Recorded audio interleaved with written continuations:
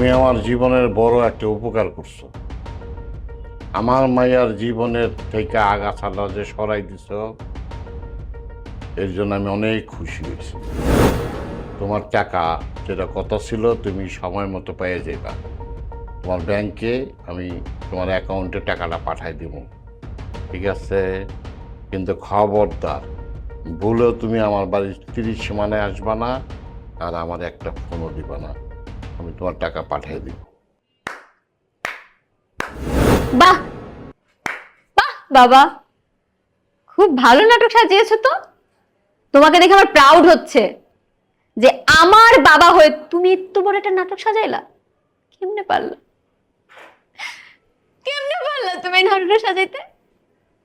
এই নাটকটা সাজানোর আগে কি তোমার একটা বার আমার কথা মনে পড়ে নাই? মনে পড়ে নাই যে তোমার মাইয়াটা স্বামী ছাড়া হয়ে যাইবো?